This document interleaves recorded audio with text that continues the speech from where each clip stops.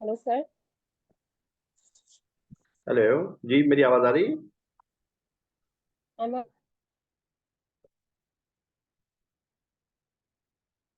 Hello जी, मेरी आवाज आ रही है? Yes sir. अरे, यस सर, आवाज आ रही है। अच्छा, मैं स्टार्ट करूं?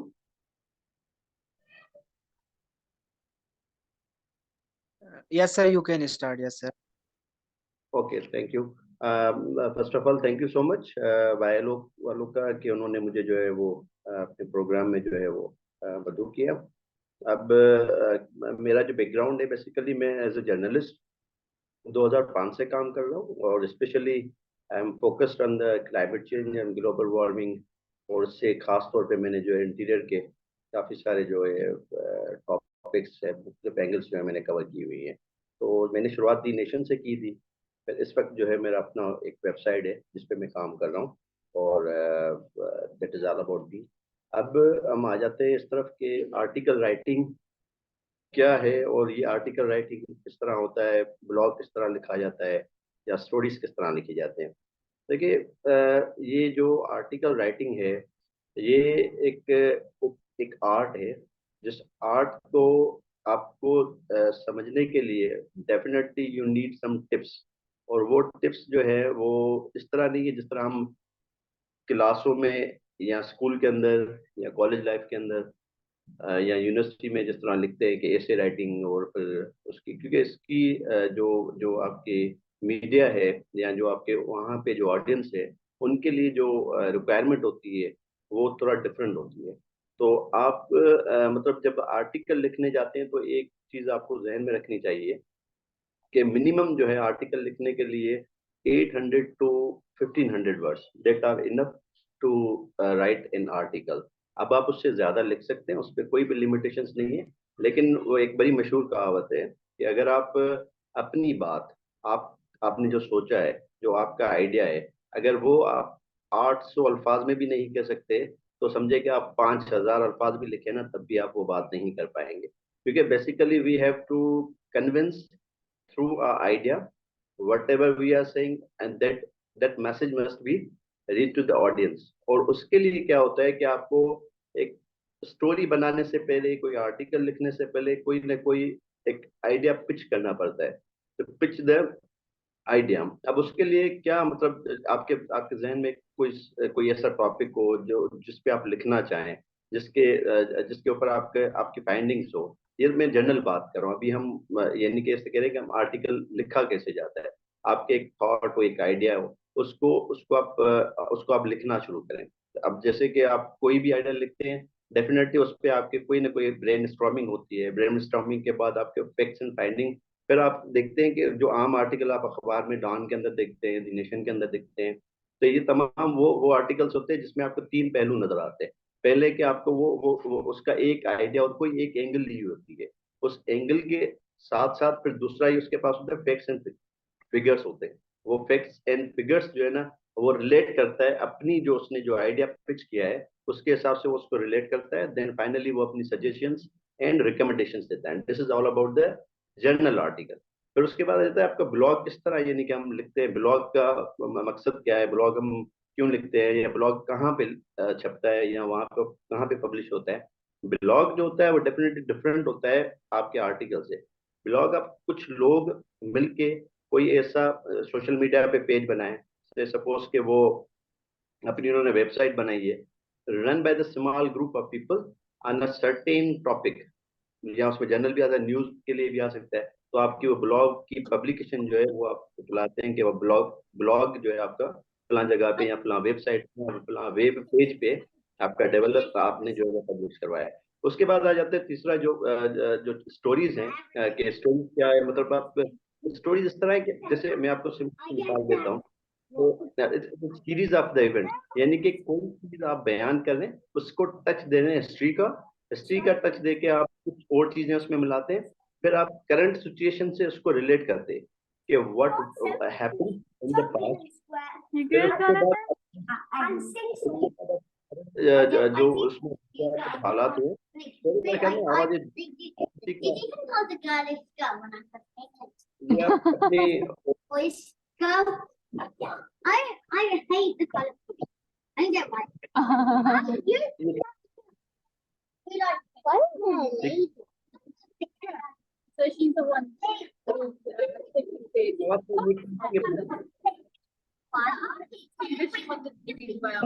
I think she wanted to work. जी, उसके बाद हम आ जाते हैं स्टोरीज पे।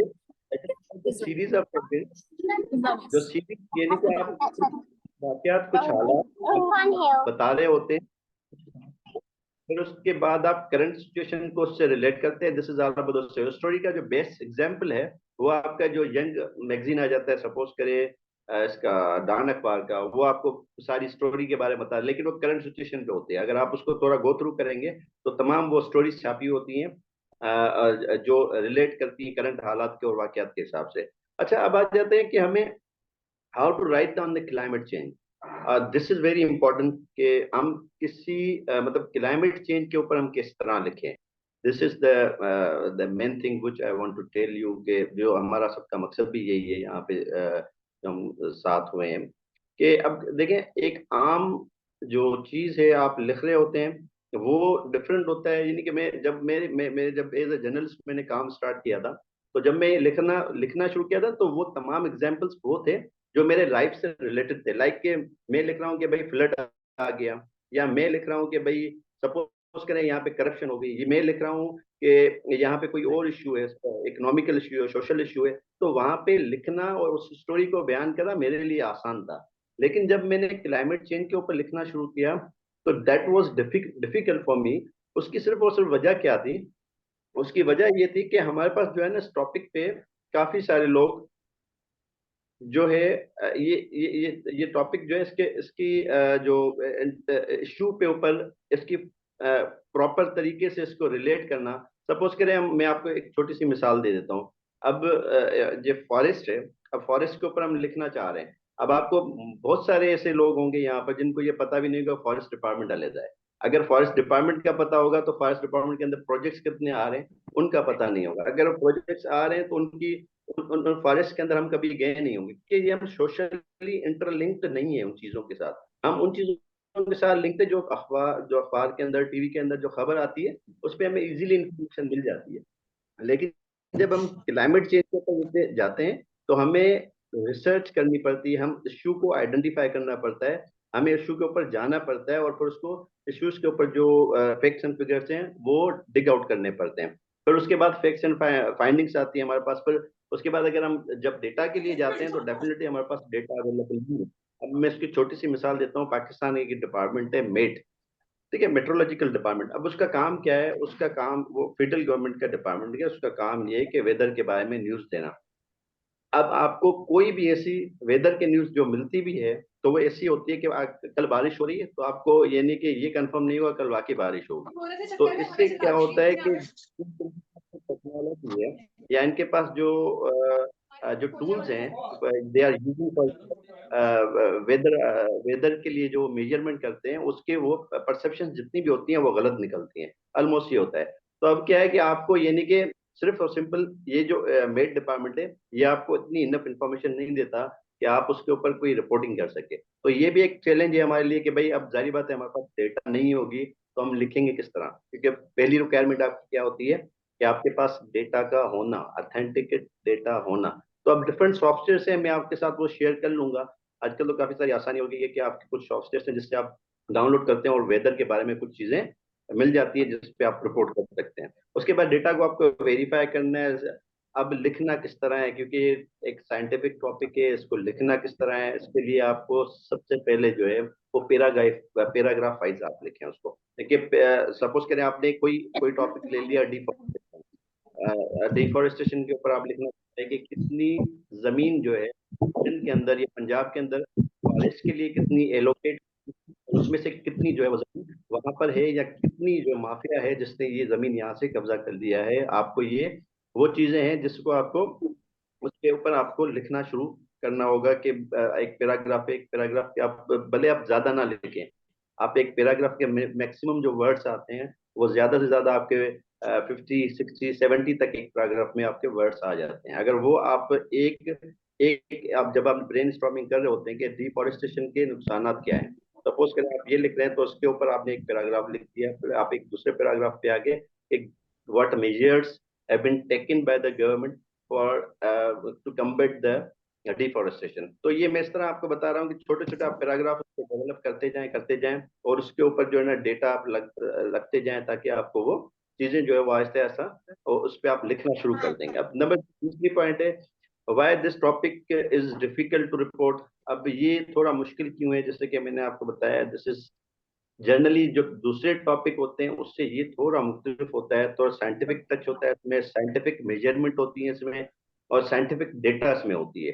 तो इसलिए जो है ना ये टॉपिक थोड़ा दूसरों से हटके ये थोड़ा मुश्किल होता है। ये जर्नलिस्ट मेरे लिए या कोई भी आप इसके मैं अच्छी सी मिसाल ये देता हूँ, पाकिस्तान में एनवायरमेंटल जर्नलिस्ट होंगे जो एनवायरमेंट पे लिख रहे होंगे, अगर वो लिख रहे होंगे, अगर वो भी कितने ऐसे अच्छे जर्नलिस्ट हों जिसको जो प्रोमिनेंट है, जिनको मतलब अच्छी खासी डेटा जिनके पास अवेलेबल है, वो अच्छे तरीके से लिख सकते हैं, तो ये बहुत कम है ये। और फिर उसके बाद हमारे पास एक और भी इशू आ जाता है, जितनी भी हमारी मीडिया ऑर्गेनाइजेशन होती हैं वो क्या करते हैं कि आज की अगर अखबार आप ले लें उसमें आप जो हेडलाइंस है वो देख लें तो कितनी इतनी खबरें होंगी जो कि क्लाइमेट चेंज और ग्लोबल वार्मिंग या उससे रिलेटेड जो इश्यूज को कवर कर रही होती है। तो बेसिकली एक वो मीडिया की स्ट्रेटजी भी ये होती है कि ज्यादातर जो है पॉलिटिकल जो है वो उनको और उसके बाद इकोनॉमिकल इश्यूज है उसको आ जाती है। लेकिन तो मैंने आगे चल के आपको एक चीज और भी बतानी है कि हमारे पास वो प्रायोरिटी कितनी होती है कि हम क्लाइमेट चेंज का जितना बर्निंग इशू है,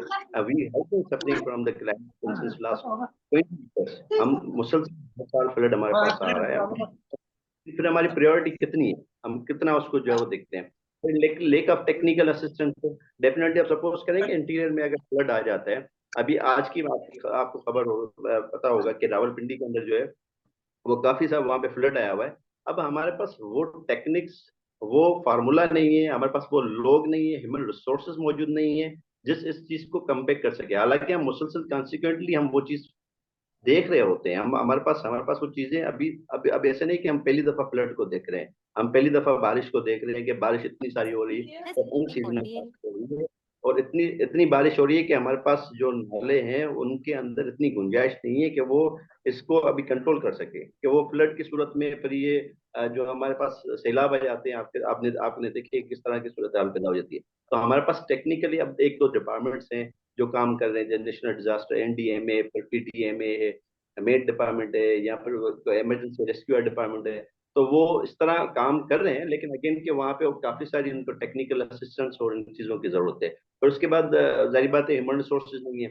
अब मैं जिस पर आ रहा हूँ कि वो लिंक्स कुछ जो मेरे पब्लिश किए हुए हैं वो मैंने लिंक सारे शेयर किए हुए हैं आपके साथ, अगर आपको वो स्लाइड आगे है उस पर आप देख लें। अब देखिए मैं एक आपको छोटी सी मिसाल दे रहा हूँ कि मैंने 2024 में जब जनवरी में इलेक्शंस हो रहे थे तो मैंने कहा था कि जो मैनिफेस्टो थे, मैंने एक टॉपिक को लिया था, उस टॉपिक के अंदर ये कि कितनी भी हमारी पॉलिटिकल पार्टीज हैं उन सब में अगर हम पीपल्स पार्टी को देख लें, या पीपल्स पार्टी के मैनिफेस्टो के अंदर मैंने देखा कि उस मैनिफेस्टो के अंदर ये नहीं था कि क्लाइमेट चेंज जो है हमारी प्रायोरिटी है।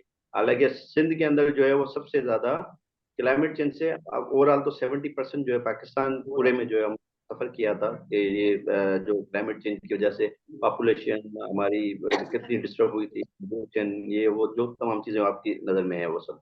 उसके बावजूद भी जब इलेक्शंस आई तो इलेक्शंस के अंदर हमारी प्रायोरिटी ये नहीं थी कि हम क्लाइमेट चेंज के लिए कोई फंड रखे, कोई पैसे रखे, लेकिन वो मिनिस्ट्री मौजूद है हमारे पास, यहाँ मिनिस्ट्री ऑफ एनवायरमेंट सिंध के अंदर भी मौजूद है, वफाक के अंदर भी मौजूद है, लेकिन उसके बावजूद हमारे पास ऐसी कोई भी अभी भी मतलब ऐसे इतने फंड्स अवेलेबल नहीं होते कि वो उस मिनिस्ट्री को सही नहीं कर सके। तो उस मतलब मेरा मकसद ये है कि उस जो मैंने एक स्टोरी जो लिखी थी जो सबसे टॉप पे आ रही है, वो उसमें मैंने यही लिखा था कि हम जब इतने सारे फ्लड्स के अंदर क्लाइमेट चेंज से इतने सारे हम अफेक्टेड हैं, उसके बावजूद भी हम जब पॉलिटिकल रेस के अंदर जाते हैं, जब हम जनरल इलेक्शंस में जाते हैं, तब भी हमारे पास ये प्रायोरिटी नहीं होती कि हम जो है वो इस चीज को प्रायोरिटी रखें कि हम जो है हम चल के क्लाइमेट चेंज के लिए इतने सारे पैसे रखेंगे।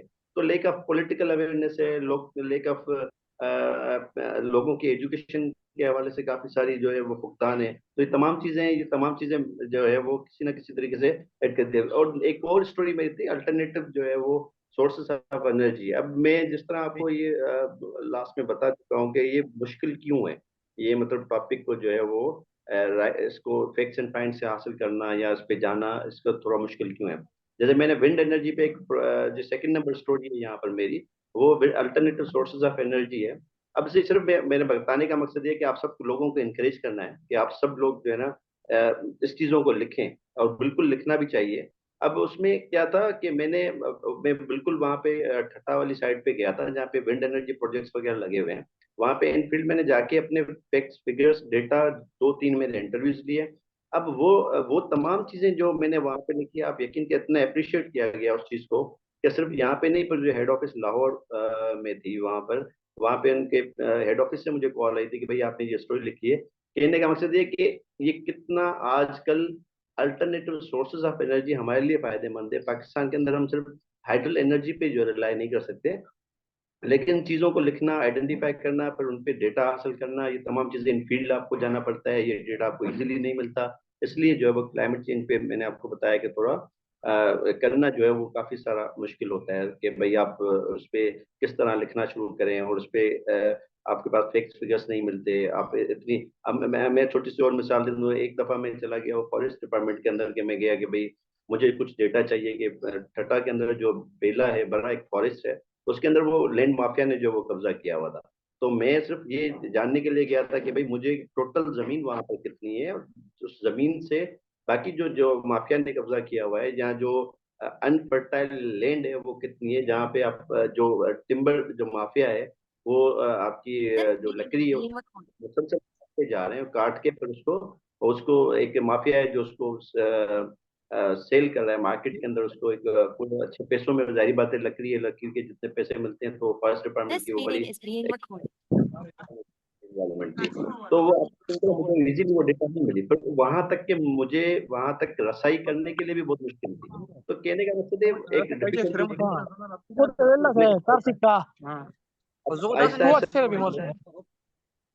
इसको awareness خد قرارات ده في ايام شاولي شو بي يصير تقارن بمره تبقى ملاريا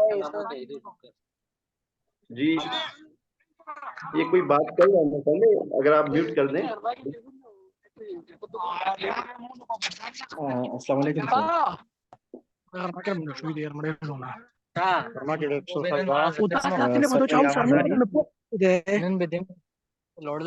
نادرة من رامدا सर मैं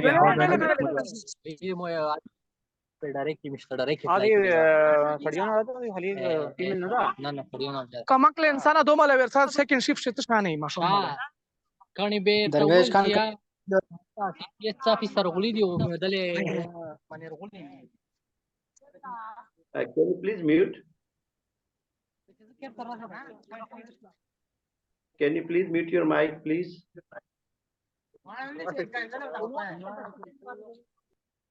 मैं होस्ट को अगर रिक्वेस्ट करूं काइंडली अगर वो उनको म्यूट कर दे, क्योंकि ये थोड़ी डिस्टर्बेंस हो रही है, पर वो जो इसको सुनना भी चाह रहे हैं वहां से भी डिस्टर्बेंस आ जाती है। आई थिंक क्या बेहतर हो गया है। चले, अब ये है कि अगर आप इसको लिखना चाह रहे हैं तो मेरी जो वेबसाइट है, मैं आप सबको इनकरेज करूंगा, लेकिन उस पे ये है कि मैं जितने भी यहाँ पर वायलो के एम्बेसडर्स जितने भी हैं, अगर वो चाहते हैं कि हम क्लाइमेट चेंज के ऊपर लिखें, डेफिनेटली ये 30 minutes are not enough to educate कि हम किस तरह लिखें।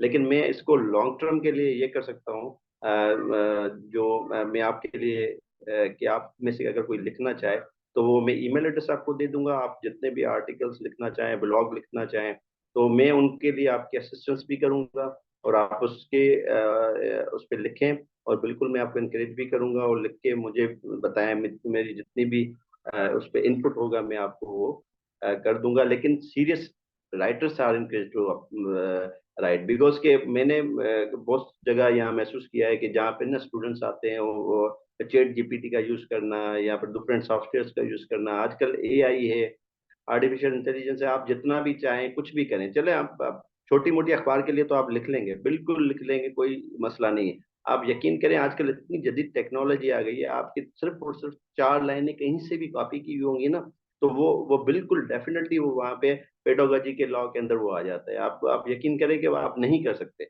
आपको क्रिएटिव राइटिंग के लिए ही इंकरेज किया जा रहा है। आप भले थोड़ा लिखें, आप यकीन करें एक स्टोरी बनाने में या एक आर्टिकल लिखने में कितना टाइम लगता है। कम से कम भी कभी कभार तो हमें एक एक महीना लग जाता है, 2-2 महीने लग जाते हैं कि एक स्टोरी की वो फैक्ट्स एंड फिगर्स लेना, उनको पूरी तरीके से उसको नरेट करना और उसको बार बार अगेन एंड अगेन उसको चेक करना।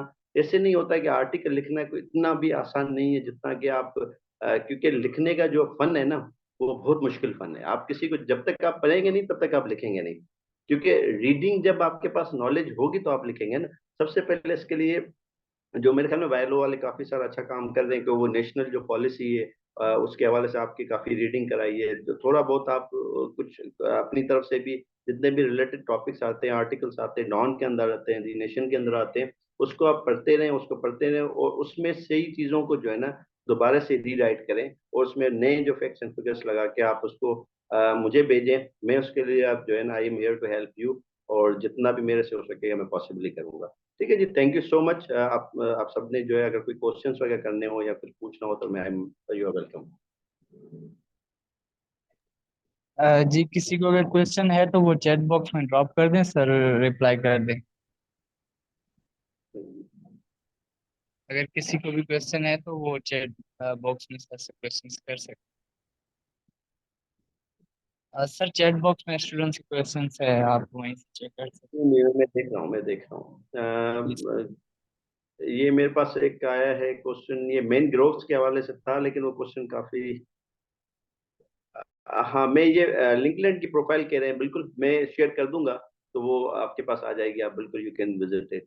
जी नेक्स्ट सर, मेरे पास आपकी लिंक है, मैं ग्रुप में वो भी शेयर कर दूंगा और आपकी ईमेल भी है वो मैं शेयर कर दूंगा। फर्स्ट स्टेप आपका ये है कि योर ब्रेन स्टॉर्मिंग।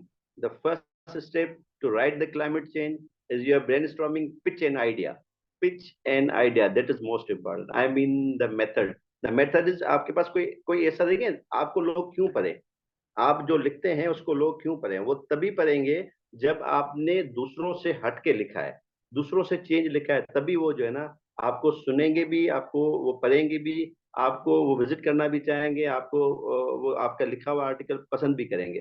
तो सबसे पहले जो है ना आपको आपको आपको आइडिया जो है ना वो पिच करना है। अब जैसे आजकल जो है ना सबसे अच्छा आइडिया आपके पास, मैं आपको बता दूं, क्लाइमेट जस्टिस है या लॉस एंड डैमेज जिससे आ रहा है, COP29 होने वाला है।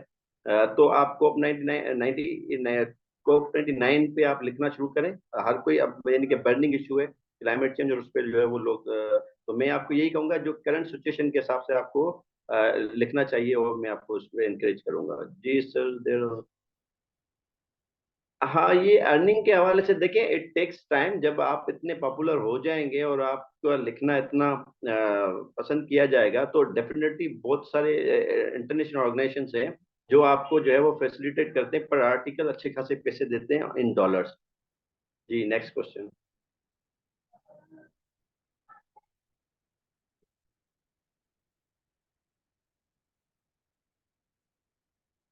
जी एनी क्वेश्चन प्लीज।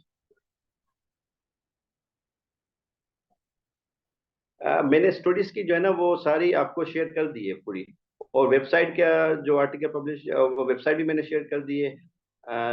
उसकी कंपोजिशन, जी ब्लॉग राइटिंग की कंपोजिशन जो है वो मैं आपको उसके बारे में और भी जो है अगर आप मुझे वो दे देंगे तो मैं आपको उसको फॉर्मेट भेज दूंगा।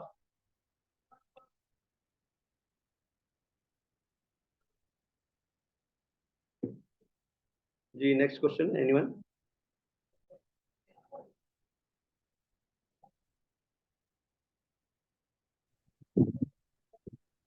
अगर किसी का कोई क्वेश्चन है तो काइंडली वो ड्रॉप करें, बताएं, नहीं तो हम अब इसे वाइंड अप करते हैं।